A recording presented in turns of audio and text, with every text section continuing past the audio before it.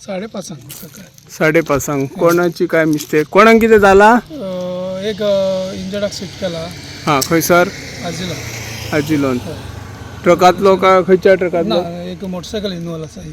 हां खंयचो तो मोटरसायकलचो भुरगो कोल्हापूरचे ते कोल्हापूरचे गोंयान येताले सकाळी हां वयर ताका डॅश मारलो ते ट्रेलर सो ताका डॅश मारून ते आडवे पडले सकयल मागीर तो ट्रक खातीरल्यान काडटना त्या ट्रकाक डॅश मारलो हां ओके ट्रिपल ट्रकाक हय ते मोटरसायकल दोग जाण आसले काय एकटोच आसलो दोग जाण आसले एक पिलियन रायडर हां पिलियन रायडराक मातशें लागला ओके आनी ताका मुको मार लागला बॅग म्हणून सो आजिलानसून रिपोर्ट मेळ्ळा आमकां पण ओके आहा तो आतां ओके ओके आसा ओके तशें काय जावंक ना कोणाक तो सलायन लावन दवरला ओके आफ्टर पंचनामा आमी आतां स्टेटमेंटाक वयतले तेचे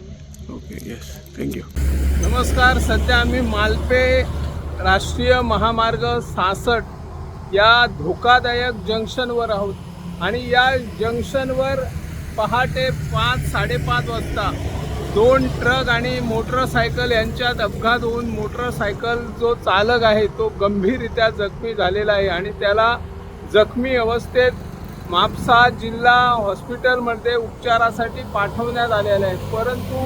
जे 4 चाकी ट्रक आहेत त्याच्यामधील कुणालाही दुखापत झालेली नसली तरी मोठ्या प्रमाणात वाहनांची नुकसानी झाल्याचं चित्र दिसून येत आहे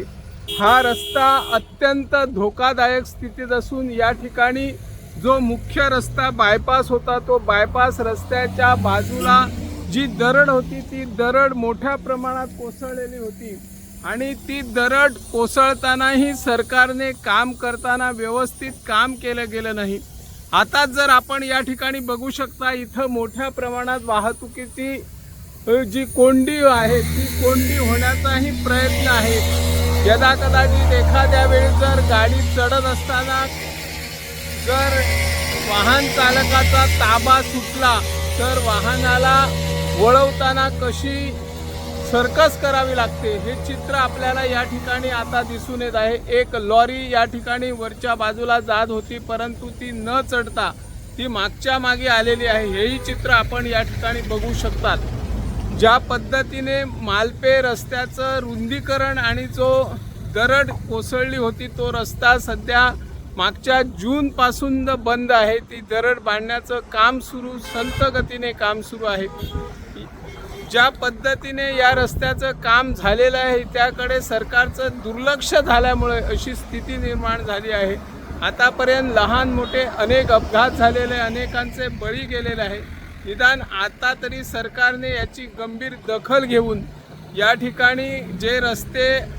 धोकादायक स्थितीत आहे ते चांगल्या पद्धतीने तयार करावे अशी या माध्यमातून आम्ही मागणी करत आहोत मी निवृत्ती शिरोडकर इन गोवा 24 ताससाठी